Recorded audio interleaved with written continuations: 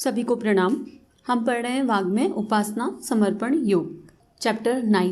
तो पिछले स्वाध्याय में गुरुदेव ने हमें बताया कि आत्मनिर्माण के 4 आधार हैं।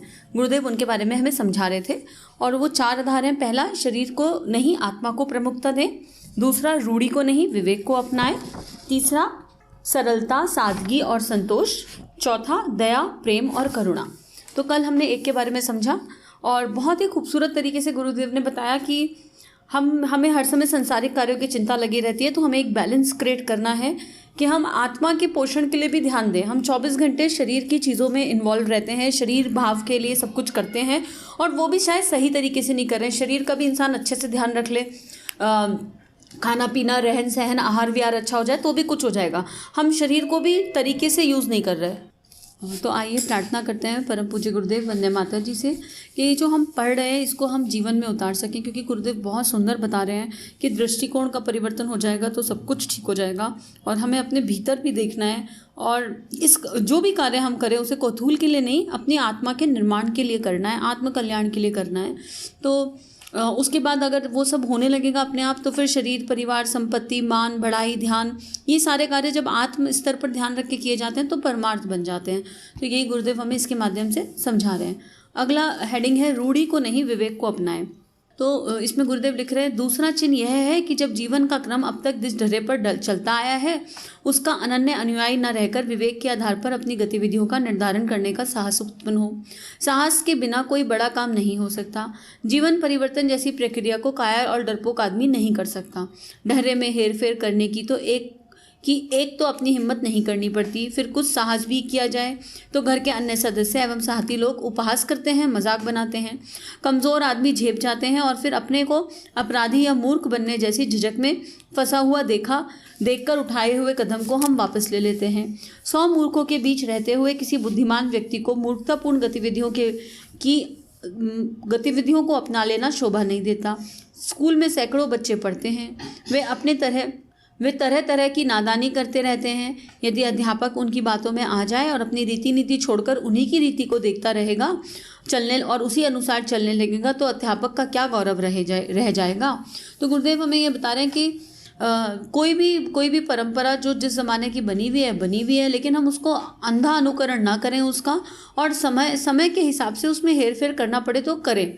और इसमें ना साहस चाहिए, बहुत ये करेज का काम है। अगर हम डरपोक हैं या हम ये सोचते हैं 4 लोग क्या कहेंगे, या घर परिवार हमारा मजाक बनाने लगता है तो हम उसमें ढीला पड़ जाते हैं, लो हो जाते हैं, तो फिर हम ऐसा काम नहीं कर सकते। तो रूढ़ी को छोड़कर विवेक को अपनाने के लिए बहुत ज़्यादा शक्ति की आवश्यकता है और भीतर अपने ऊपर भरोसा करने की आवश्यकता है कि हम जो कर रहे हैं अपने विवेक के अनुसार वो उचित है, ये कदम हमने उचित उठाया है, आत्मा के निर्माण के लिए उठाया है, भले ही फिर आपको पूरी दुनिया गलत समझने लगे। इसको अगर छोटे एग्जाम्पल से समझने की कोशिश करें तो एक रूढ़ी ही है। पहले ज़माने में ऐसा होता था कि शाम के समय झाड़ू नहीं लगाते, ऐसा एक मान्यता है कि लक्ष्मी चली जाती है, शाम को झाड़ू नहीं लगाते। अब बहुत सारे लोग ऐसे दिखते हैं जो आज भी शाम को झाड़ू नहीं लगाते। अब यहाँ अंतर समझने की कोशिश कीजिए। जिस समय ये बना होगा कि शाम को झाड़ू नहीं लगाते, पहले तो लाइट का इन्वेंशन नहीं था, हर जगह घर में लाइट नहीं थी, घरों को गोबर से लीपा जाता था। अब गोबर से जब घर लीपते हैं तो उसका जो कलर बनता है वो गोल्ड के जैसा हो जाता है, सोने जैसा। और पहले लॉकर्स भी नहीं थे और कुछ ऐसा भी था कि लेडीज जेंट्स सब लोग खूब सारा सोना पहन के रखते थे, खूब अच्छे से पहन के रखते थे। तो घर में दिन भर में काम कर रहे हैं तो हो सकता है कोई सोने का आभूषण कुछ नीचे गिर जाए, तो अगर अंधेरे में झाड़ू लगाएंगे तो दिखेगा नहीं, और दिखेगा नहीं तो हो सकता है एक आध कोई जो है सोने का जो पहना हुआ है ऑर्नामेंट वो खो जाए। इसलिए बहुत विवेक के अनुसार वो प्रथा बनाई गई थी कि शाम को झाड़ू लगाने से लक्ष्मी चली जाती है। तो एग्जैक्टली लक्ष्मी जा रही है ना। अब हमारे पास टाइल्स वाले घर हैं, घरों में लाइट है, इन्वर्टर है, बैकअप्स हैं, और उसके बाद भी हम घर गंदा है, मान लो बर्थडे पार्टी हो गई, घर गंदा पड़ा है, या बच्चा घर में दिन भर गंदा है, लेकिन हम अड़े बैठे नहीं, हम तो शाम को झाड़ू नहीं लगाएंगे, लक्ष्मी चली जाएगी। तो विचार करिए जरा, कौन से स्तर से लक्ष्मी चली जाएगी शाम को झाड़ू लगाने से। मतलब हम इस तरह की चीज़ों में अटक जाते हैं। तो यहाँ पर यही विवेक गुरुदेव यूज़ करने के लिए कह रहे हैं कि इसके अनुसार अब अध्यापक बच्चों की बातों में आ जाए तो बच्चे तो मस्ती करेंगे। बच्चे कभी पढ़ना चाहेंगे क्या? स्कूल में कोई ना कोई 10 ऐसे मिल ही जाएंगे क्लास में जो कहेंगे सर आज मस्ती करा दो, हमको पढ़ने का मन नहीं है। तो अगर टीचर का अपना गौरव क्या है, टीचर की अपनी गरिमा क्या है, उसको तो वो करना ही है जो करना चाहिए। आगे गुरुदेव एक एग्जाम्पल दे रहे हैं। अस्पतालों में ढेरों मरीज रहते हैं। उनकी सलाह और इच्छाओं को महत्व देकर यदि डॉक्टर अपनी कार्यक्रम निर्धारित करे तो इसमें उसकी क्या समझदारी। चिरकाल से जो बूढ़ा ढर्रा संसार में चला आ रहा है, लोग उसी के अभ्यस्त हैं। अब अस्पताल में सारे मरीज कहते हैं हमको परहेज का खाना नहीं खाना, और डॉक्टर के चलो ठीक है भैया जो तुमको खाना है चटोरपन वो कर लो, तो फिर डॉक्टर होने का कोई लाभ होगा क्या। अभ्यस्त नशेबाज की तरह वे भी अपनी मानसिक दास्ता को छोड़ने के लिए तैयार नहीं। स्वार्थ और दुष्प्रवृत्तियों में, मूर्खता और विडंबनाओं में डूबी हुई दुनिया अपनी ओछी बातों को ही बढ़ा चढ़ाकर महत्व देती है। छोड़ना तो दूर, उसका जोरदार समर्थन भी करती है, और जो लोग उन दोष दुर्गुणों को हटाना चाहते हैं उनका विरोध करती है, व्यंग कसती है, मूर्ख बताती है, और कई बार तो इस कारण क्रुद्ध होकर पागलों की तरह ईंट को भी उदत हो जाती है। ऐसे ही अज्ञानी लोगों से आज का जनसमाज भरा पड़ा है। उनकी रुचि का उल्लंघन करने में कुछ अड़चनें आती हैं और उनका मुकाबला करना ही शूरवीरों का काम है। आदर्शों की रक्षा के लिए विरोध और कष्ट सहने का साहस जब उत्पन्न हो जाए तो समझना चाहिए कि व्यक्ति को अंतःकरण में आवश्यक परिवर्तन का दूसरा चिन्ह भी उत्पन्न हो गया। अब ये एक्चुअली बहुत इंपॉर्टेंट पैराग्राफ है। जब भी हम क्योंकि जो गुरुदेव ने पहली लर्निंग दी ना, शरीर को नहीं आत्मा को प्रमुखता दें, जब हम आत्मभाव में जीवन जीने का अनुभव करते हैं या प्रयास करते हैं तो ऐसा होगा कि आसपास बहुत सारे लोगों को आपकी बातें समझ में नहीं आएंगी, आप क्या कहना चाह रहे हो, आपकी क्योंकि आप बॉडी कॉन्शियसनेस में नहीं हो। और धीरे धीरे जब हम सोल कॉन्शियसनेस पे चले जाते हैं तो लोअर इमोशंस घटने लगते हैं। बुरा भला नहीं लगेगा, हर्ट की फीलिंग क्रिएट नहीं होगी, ईर्ष्या नहीं रहेगी, जेलेसी नहीं रहेगी, एक्सपेक्टेशंस नहीं होंगी। कोई कुछ कहेगा आपके मन में करुणा और प्रेम के भाव उदय होने लगेंगे। और हमें आसपास जो सर्कस चल रही है ना चारों तरफ, उस सर्कस में ऐसे लोगों को इमेजिन या विजुलाइज ही नहीं किया जाता कि अरे हम कुछ भी कहें सामने वाला तो रिएक्ट ही नहीं कर रहा। आदत है कि हमने लड़ा तो सामने वाला भी पलट के लड़े। अब मान लो आप स्थित हो गए आत्मभाव में और आपने आपके भीतर से एक दुष्प्रवृत्ति क्रोध खत्म हो गई। अब कोई कुछ भी कर ले, भगवान की कृपा से आपको क्रोध नहीं आ रहा, किसी हाल में नहीं आ रहा, तो लोग आपको एक्सेप्ट नहीं कर पाएंगे आसपास के। वो सोचेंगे ऐसे कैसे, हमने इतना कुछ बुरा कर लिया, इनको गुस्सा ही नहीं आता हमारे ऊपर ऐसे कैसे, और वो और सुई चुबाने की कोशिश करेंगे और परेशान। लेकिन आपकी आत्मा तो आत्मभाव में स्थित है, और जब आत्मभाव में स्थित होंगे तो आपके मन में केवल एक ही भाव आएगा, हे परमात्मा जो आपने मुझे दिया ये चमत्कार मेरी मन स्थिति को स्थिर रखने के लिए, यही सामने वाले के लिए आ जाए, उसके जीवन में आ जाए, उसको भी समझ में आए कि क्रोध अच्छी चीज़ नहीं है, नहीं करना चाहिए। मन में ये बार बार विचार घूमने लगेगा और सामने वाले के कल्याण का भाव और आपके मन में प्रार्थनाएं जाग जाएंगी।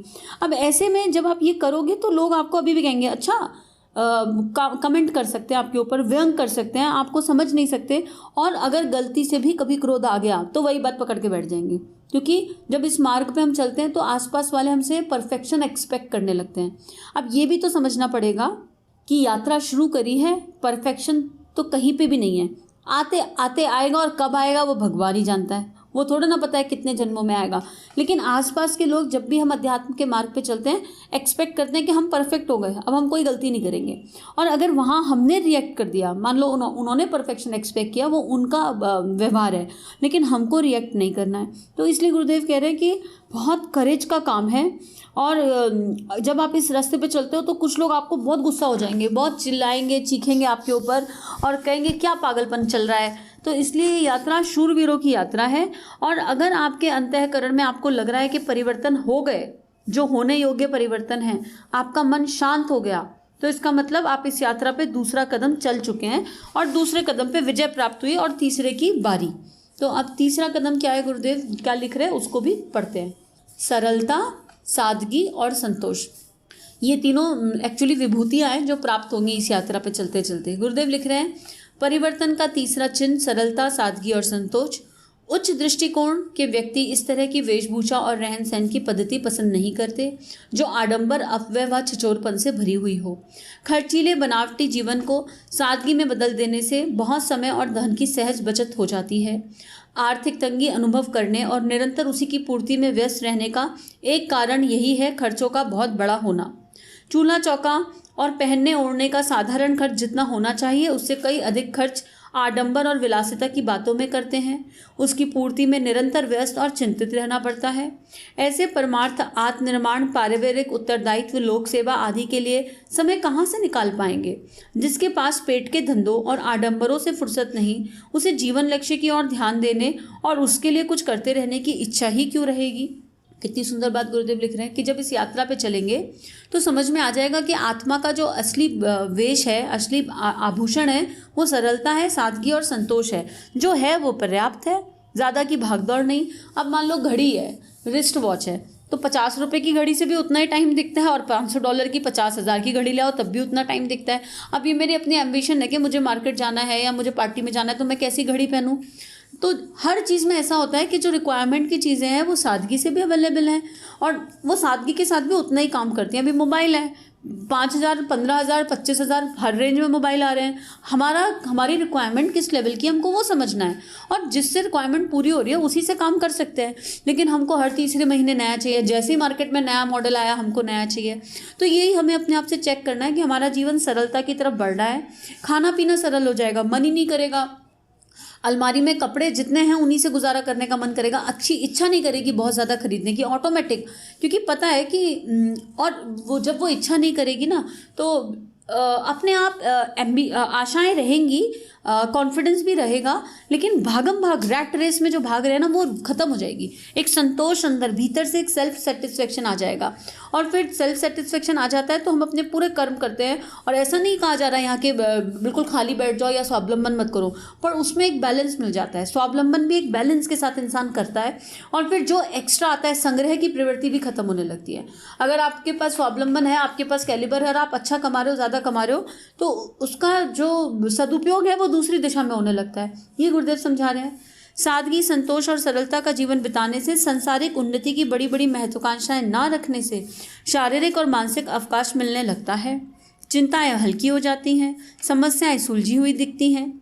अब ये हम खुद एक्सपेरिमेंट करके देखेंगे कि क्या हमारी चिंताएं कम हो गई। आज की डेट में अपनी सारी चिंताएं नोट कर लीजिए, सारी चिंताएं सांसारिक होंगी। एक बार नोट करके देखिए आपको किस किस चीज़ की चिंता होती है। अपनी सारी समस्याओं को दृष्टा भाव में नोट कर लीजिए। सारी चिंताएं, समस्या बहुत फ्यूचर की हैं, जो कहीं आसपास भी नहीं है, और दृष्टा भाव में देखेंगे तो सारी बॉडी कॉन्शियसनेस से हैं। ऐसे व्यक्ति लोकहित और आत्मकल्याण की दिशा में कुछ कर सकने में समर्थ हो सकते हैं।